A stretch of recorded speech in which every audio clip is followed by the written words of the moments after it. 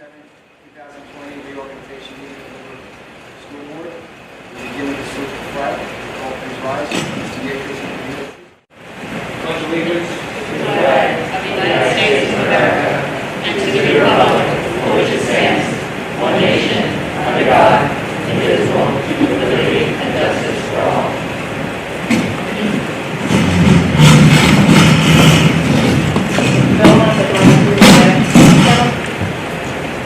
Mr. Again, roll call, all here. We now go to the reorganization meeting. Ms. Frazier, you swear in the re-elect and new members of the board. I'd like to do that right now. Ms. Marcus, please stand, raise your right hand.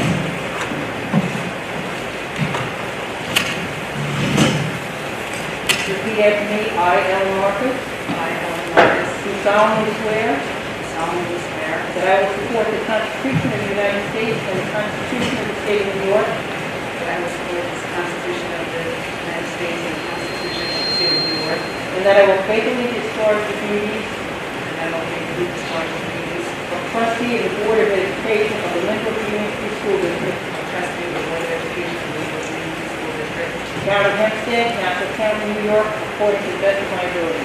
Town of Hempstead, Nassau County, New York, to the best of my abilities.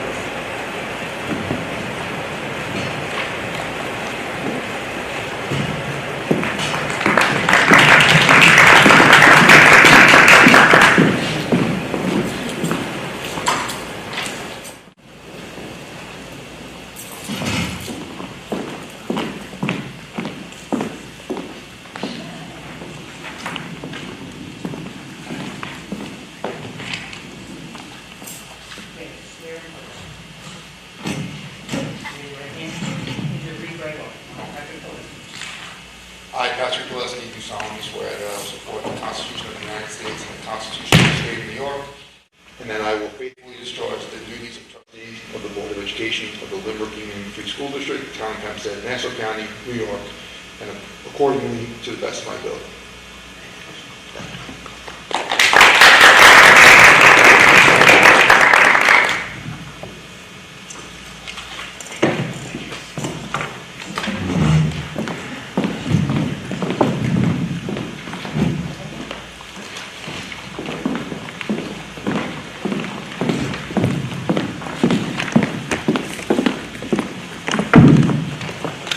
I'd like to call for nominations for the President of the Board of Education.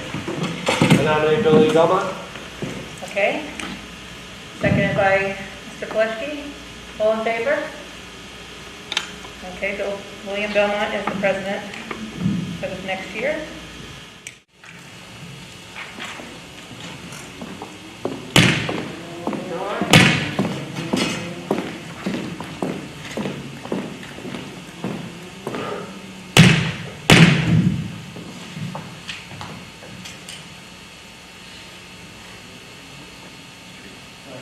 I, William Belmont, do solemnly swear that I will support the Constitution of the United States and the Constitution of the State of New York, and that I will faithfully discharge the duties of President of the Board of Education, taking shots of the Lynbrook Union Free School District, Town of Hempstead, Nassau County, New York, according to the best of my ability.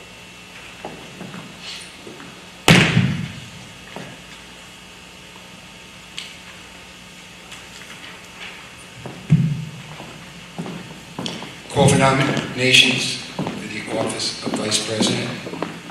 Ms. Marcus. One second, please. Mr. Gillespie, let's get your roll call. All in favor? Congratulations, Mr. Nino. Mrs. Frazier, will you do the oath?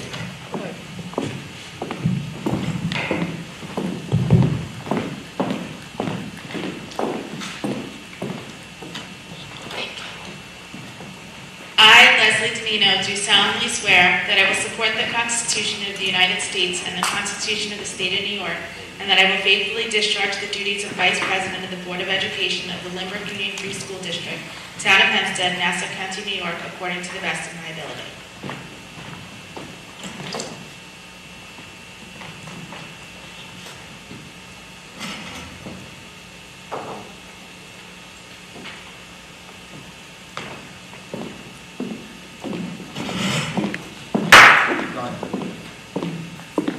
Nomination for office as secretary.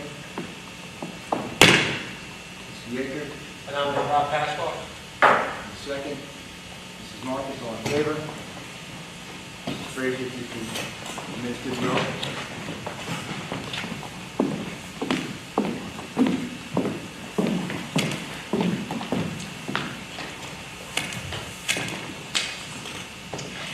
I, Robert Koskoff, do solemnly swear that I will support the Constitution of the United States and the Constitution of the State of New York, and that I will faithfully discharge the duties of Secretary of the Board of Education of the Lynbrook Union Free School District, Town of Hempstead, Nassau County, New York, according to the best of my ability.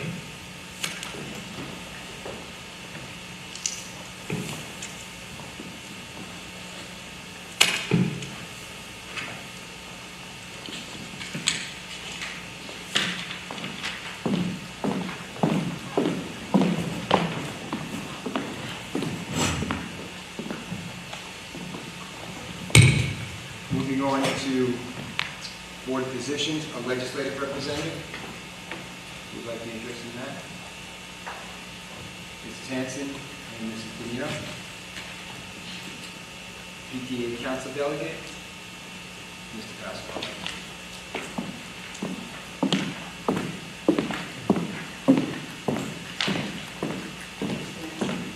I was going to do it last. You can do it, whichever one you want. Should be a result for the results.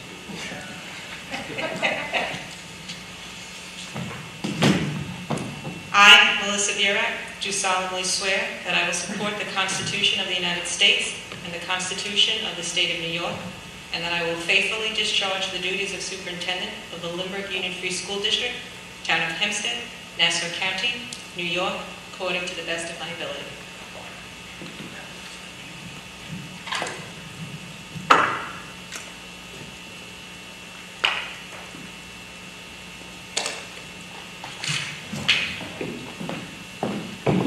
I'd like to appoint Ms. Miranda District Clerk for the ensuing year. Further, she is bonded under public employee dishonesty coverage in the amount of $100,000. Mrs. Frazier, if you could administer the oath. I'm sorry, Ms. Louise. Me. Oh, there you go.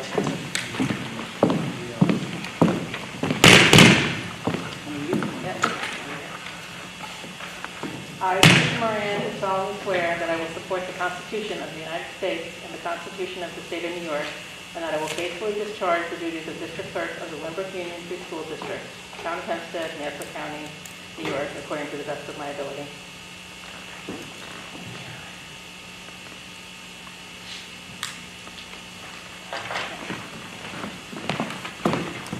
I'd like to appoint Catherine Belillo as Assistant District Clerk for the ensuing year. Further, she will be bonded under public employee dishonesty coverage in the amount of $100,000.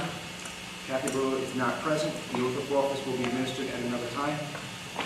Appoint Linda Gillespie as Treasurer of the Lynbrook Union Free School District. Further, she will be bonded under public employee dishonesty coverage in the amount of $100,000. She is not present. She will be administered the oath of office at another time. I'd like to ask for a consent agenda on reorganization resolutions 2007R1 2007R67. May I have a motion, please? Mrs. Hanson.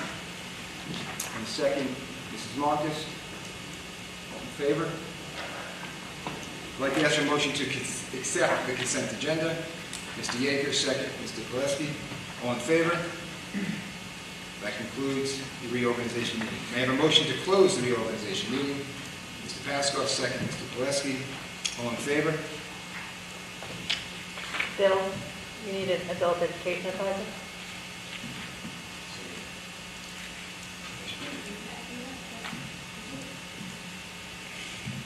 Mrs. Hanson, you will be the adult education advisor? Thank you. Sorry, I missed that. Yeah.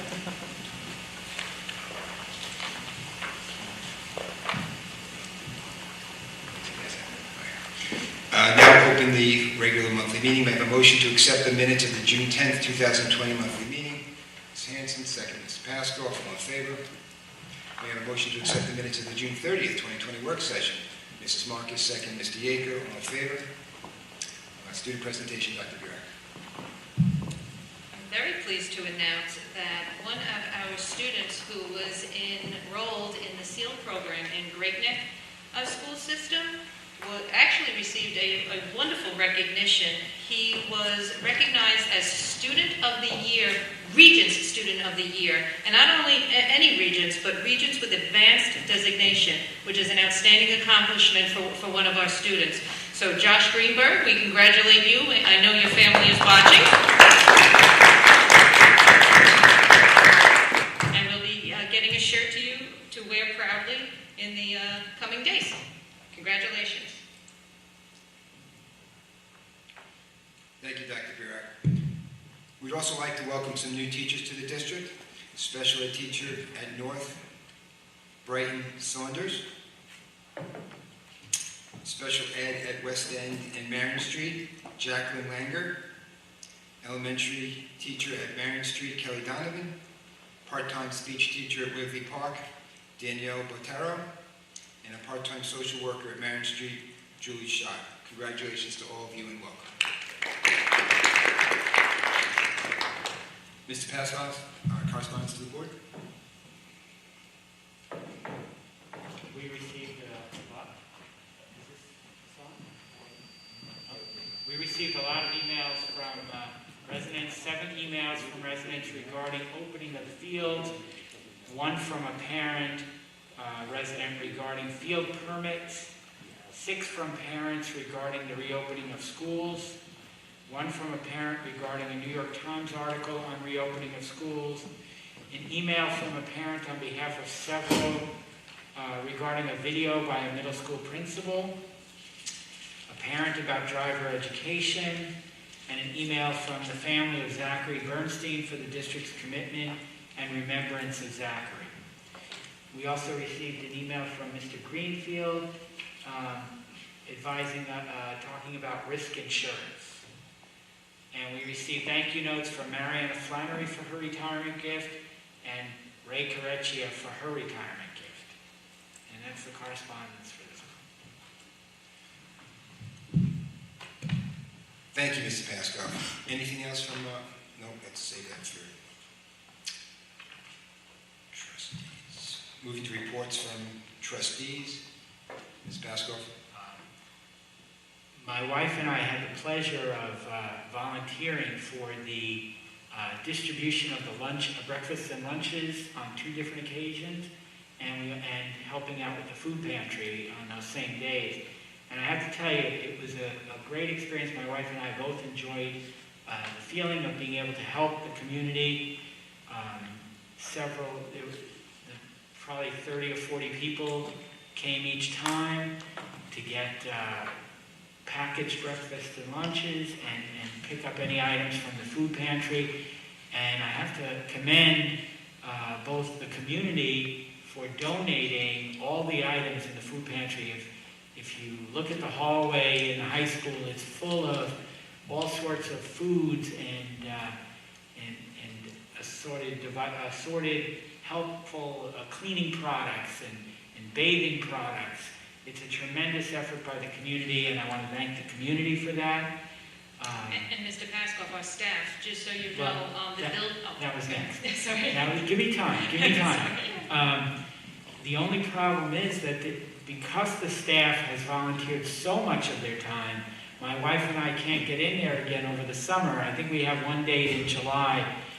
We're gonna help out again, and I want to thank the staff for also contributing to the food pantry and the staff for helping out and volunteering their time so much that it's all booked up through probably the rest of the summer. I also want to thank Lori Mitchell for helping to coordinate this program, our Director of Guidance, for helping to coordinate this program. And one of the things she pointed out, she was really very, very involved in the program, to the point where she would ask some of the recipients about cultural importance of certain food items. And we tend to buy items as a community that we eat, but we don't think about a lot of what the community, what people are eating and want, and their products. So she really was instrumental in clearing some of that up. That was great. She also went above and beyond by recognizing which families came on a regular basis and she would talk to her staff to reach out to those families and make sure they had what they need. So, Lynbrook is a great, caring community, from everybody who donated to people who donated time to Lori who coordinated and made a tremendous effort. Thank you. Thank you. Thank you, Ms. Pascal.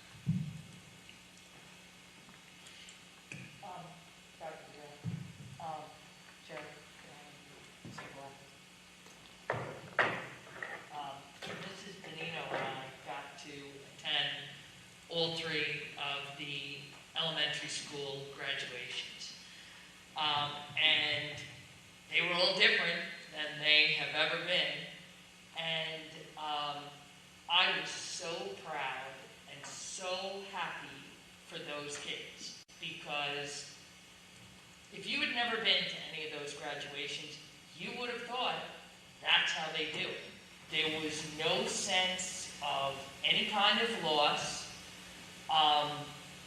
Every school had their own unique spin, and every parent seemed thrilled with the outcome, and the kids seemed thrilled as well. There is no doubt that every sixth grader is going to insist that cars in their house have a sunroof, because they all seemed very excited at waving at the teachers out of the sunroof. But it was a great day. I was really proud of the creativity and the heart that our staff and our PTAs and our volunteer groups put into making those really special ceremonies for our kids. So thank you. And the principals did receive emails from parents saying this may be the new tradition of graduations. I think the principals made it very personal, and the families appreciated it. So thank you. I think that's just an example of some of the many things that we're going to find going through this that aren't all necessary struggles for us. There may be some benefits that we find about the way we do things and how we change the way we do things. So being open to those possibilities is always advantageous. Anything else, Mrs. Marcus? I wanted to thank the community for re-electing me. I didn't get a chance to say anything the night of the budget vote. It's been an honor to serve on the board for the past 12 years, and I look forward to serving again for the next 3 years. And also for passing the budget by 69%. That's really a testament to our community, and thank you to administration for putting in the hard work that's necessary to get us to this point. As far as graduations go, the only one I was really involved with was the walkthrough in the high school for the high school graduation. And while it wasn't how things have been in the past, I thought that it was nice to be able to see my son get his diploma and actually be able to give him his diploma as if we were on Marion Street Field. And I wanted to thank the high school administration for putting that together. And these kids have really rolled with the punches and have handled things pretty well. I think that they should be commended for their behavior through all of this. And congratulations to your son, who is currently at Tulane playing football and representing us very proudly down there. Thank you. Anything else from trustees? Moving on, there is no old business, so moving on to new business. The Code of Conduct for 2021 has been reviewed by the board and will be accepted as part of the consent agenda.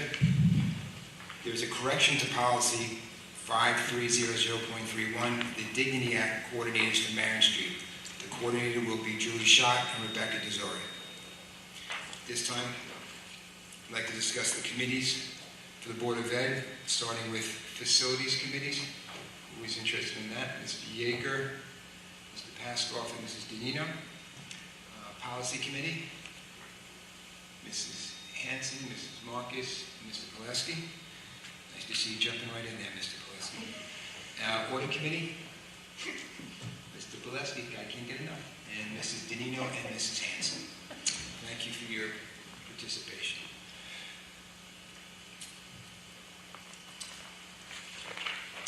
Moving on to Dr. Burak, Superintendent's report.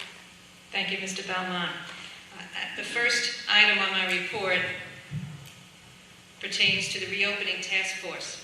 I just want to give an update. Our committees have been working very hard. I want the community to know that there are 101 unique individuals representing the community and the professional staff of the Lynbrook schools working together to try to iron out many of the details without any guidance yet from our governor. Hopefully by next week we'll receive some official guidance, hopefully. But I just want to thank all 101 unique people, and some of them are on multiple committees, so they've been working very hard to try to hash out some items and debate, going back and forth, all of what's in the best interest of the children. I think I would like to just share that there are certain guiding principles that are guiding the committee work for all of these people in the subcommittees. Our guiding principles in this task force are to address the ongoing efforts to ensure the health, safety, and well-being of all students and staff. We plan for multiple reopening scenarios based on emergent guidance from the state and medical agencies. An important piece is to ensure equitable access to technology necessary for virtual learning. Provide continuing support to students and adults to address immediate and long-term social and emotional needs, and to offer ongoing professional development for personalized and differentiated learning. I think it's important to point out that these past couple of months we've learned quite a bit when everybody was thrust into this unprecedented time, and it's important to share that those are the principles now all gleaned from the information we've learned and how we're moving forward in our planning. So I wanted to share that with you. And if 101 representatives isn't enough, we have been conducting several surveys. We've had the Transportation Subcommittee conduct a survey already. We've had the Instruction Subcommittee conduct a survey. And that was just one of multiple surveys. The Instructional Subcommittee has an amazing task ahead of them, and there are even sub-focus groups in the large Instruction Committee. I would just like to, as tonight's curriculum update, Dr. Balekas, just to share a little bit about the survey information, because that's the input now that we've gotten from the community. And it's very important with the surveys, and you'll hear me later on with the summer programs, when you answer a survey, that we're making decisions based on some of the feedback from the survey. So we're trying to match as best we can and use it as guidance as we make plans. So Dr. Balekas, can you just share a little bit about the committee results thus far, even though I know the survey is still ongoing? Thank you, Dr. Burak. And thank you to the 1,266 respondents to the survey. You know, it's been an excellent response, and we really do appreciate the fact that the majority of our community has, responded to the survey. So just to basically summarize what was said, 39% of our community that responded said that they would send their children to school if we were open full-time with no restrictions. 59% said they would send their students to school if we were open full-time with social distancing and PPE. 56% said they would send their students to school if we were open every other day with social distancing, PPE, and limited numbers of students. 74% of our families felt they had a suitable device for every child in their home in grades kindergarten through 5. And the Wi-Fi survey, basically the majority of folks thought that their Wi-Fi would be able to handle the devices. We did have about just under 30 families that we would still have to have concerns trying to make sure that we have a great internet connection for them as well. So those are the early results. So basically the results range from about 40 to about 60%, depending on what the conditions are based on people's feelings at the current moment. Mr. Balekas, did the survey give you any kind of information among those families who have issues with their Wi-Fi? Did they identify whether they live in an apartment or in a home or a particular neighborhood, or have we not drilled down that far yet? We have not asked for that information yet. I think at some point in time we're actually going to have to find out. There were 2 parts of the survey that we will have to personalize at some point, which were folks that are in need of devices. We're going to need to know who they are and how many we're going to have to get into each individual home, as well as the folks who don't have proper Wi-Fi access. We're going to have to, again, find out who they are so we can try to remedy that before school would start.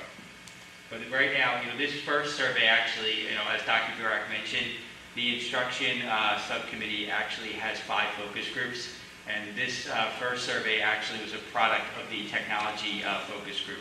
We were trying to see exactly, what kind of situation was out there, so we would know how many kids we would feel would be remote while others were in school. That's why those initial questions were asked. And the other questions obviously were very technology related when we started talking about devices and Wi-Fi connections.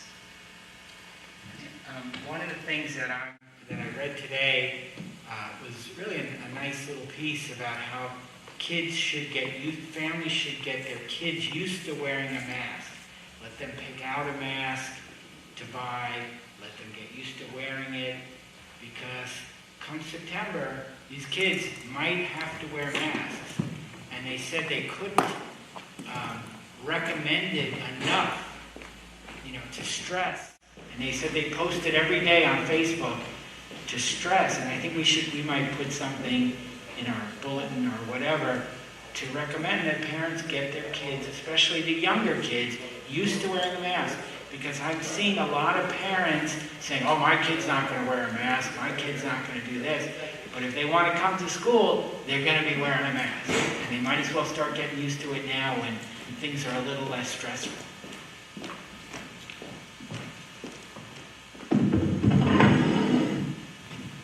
I just had a question regarding the survey.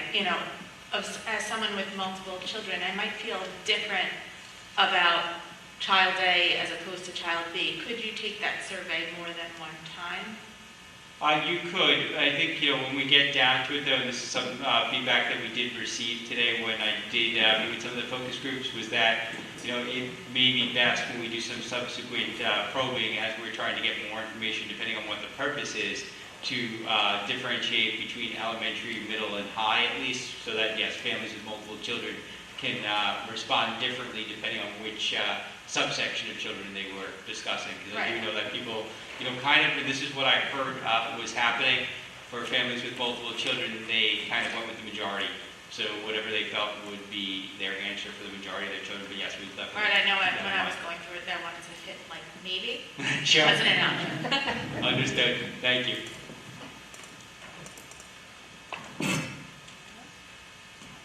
So that work is ongoing, and the committees will continue to meet. And as I said, we wait for the guidance, and then we'll be able to formulate a plan and hopefully have the official plan unveiled at our August meeting. So that gives everyone enough time to make their final plans for the beginning of September. Next item I have is speaking of technology, though, because of the construction that we're having at the high school, and specifically in front of the high school, the main internet pipeline that is coming to the high school needs to be relocated because of that work. So starting tomorrow, the internet is going to be down for us. So all internal offices, those of us who rely on the internet, from 2 o'clock on, we're not going to have internet access. Power School should still be up. Because we bring that to the cloud now. So I just want to, just in case there are glitches and people are trying to communicate or want information from us, we may not have access to get that information. So I just wanted to get that out. It should be back up and running by Thursday, so all should be well there. The summer programs. I mentioned the surveys. So the surveys for the summer playground program, over 600 people had stated that they would welcome a summer playground program. So when we crafted what the modified program was going to be, we created an A section and a B section on both campuses. That would have at least allowed us to service 480 students.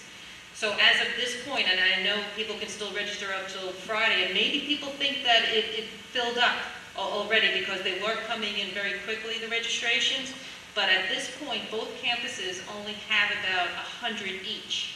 So each session we could have up to 120. So I did want to let people know that there is still some availability. However, if we don't get the large numbers, we probably will not run the A and the B, and we may collapse it back to the regular 9 to 12 rather than the 2.5-hour session, a 3-hour session for the students. But we will make that determination after the 10th, after the deadline is done. We'll see how many more people come in. Is there something that's going to be sent out to people, assuming that they might not be watching this, to know that there's those spots open? Yeah, so we can put something on Facebook and push it out, absolutely. Yep, it's still opening, yep, absolutely, we can do that. And then the other item I just want to bring up, and now it was a good price this year because it is a short program, and when we first brought the program out, we thought we were going to be able to bring students in smaller numbers. We had all rooms available where we could bring small groups of students, keep them socially distanced inside for inclement weather days. However, we have received updated guidance that emphasizes the fact that the only students who can be in the building are students receiving special education services. So I also just want to point out that if we have a bad thunderstorm and something, we will have to cancel the summer playground at that point. We had hope, we had all good intentions to have the kids there on sunny days as well as rainy days, but we're not going to be able to do that according to the latest emphasized guidance that we have. So I wanted to get that out. And the other program we have, just so you know, the enrichment program, I believe I mentioned at the work session, we're running the virtual science class, and we're running the math in the real world.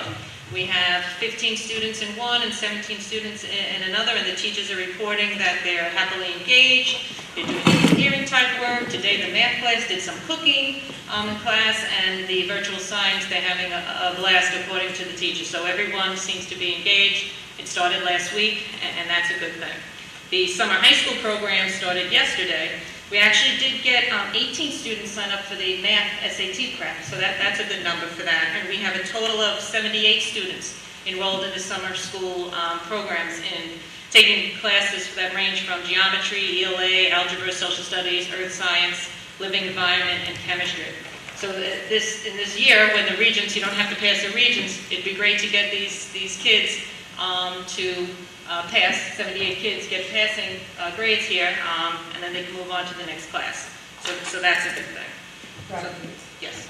I had a number of parents reach out to me and say they would love to do an SAT prep with their kids, but that the early hour was a big for them, and if there's any way they could possibly do an August session, maybe that begins at like the luxurious hour of 9 a.m. instead of 7:20 or The problem is whatever that hour teacher it is was. teaching one of the other math classes also in summer school, so that was the problem.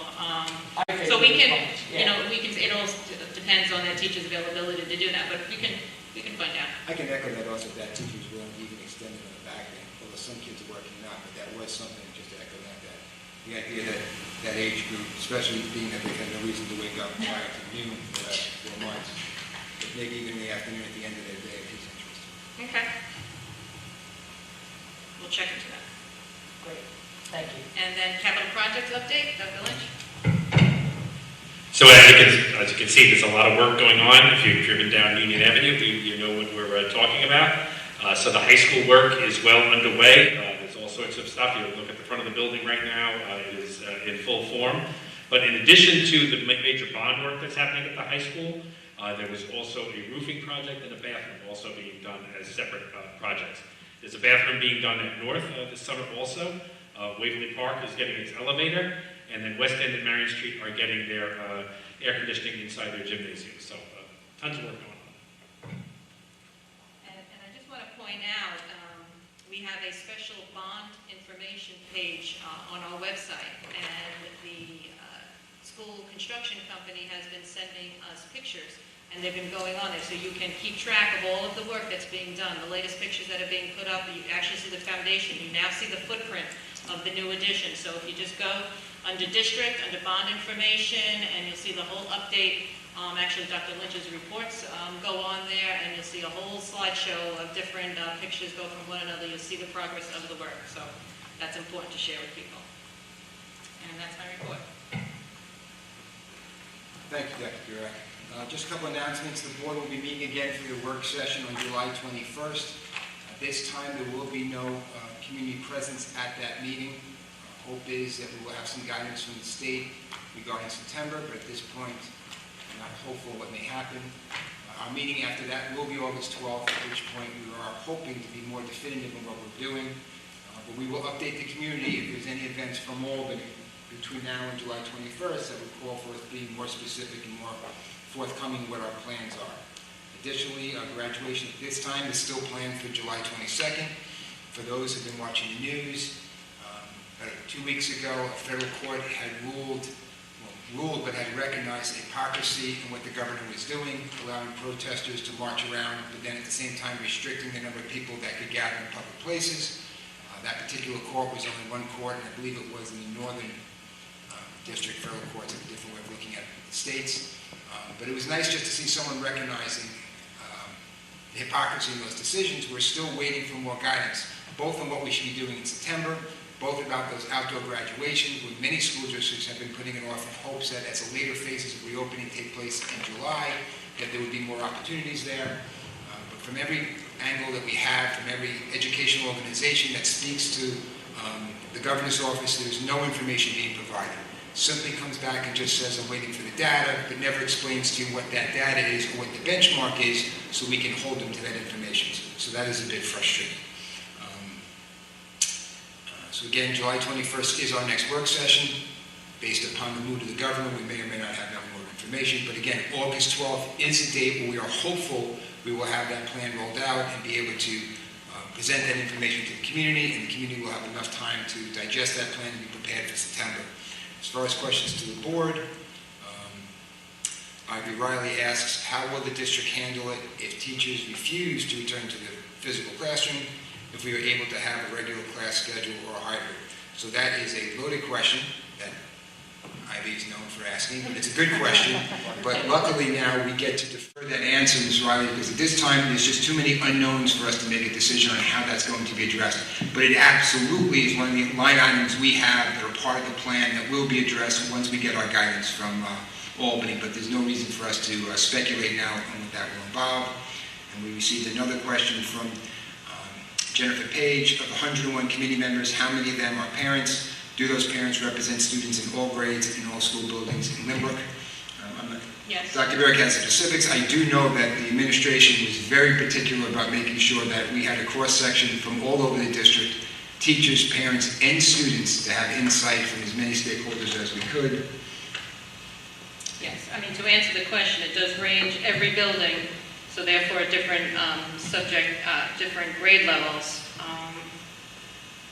I want to say, and PTA would actually have some of it. I want to say there's upwards of 30 to 40 parents. Almost half of the amount are parents, and then the rest are teachers and administrators. And students, and there are students too. Thank you, Dr. Burke. I think that's a close enough approximation.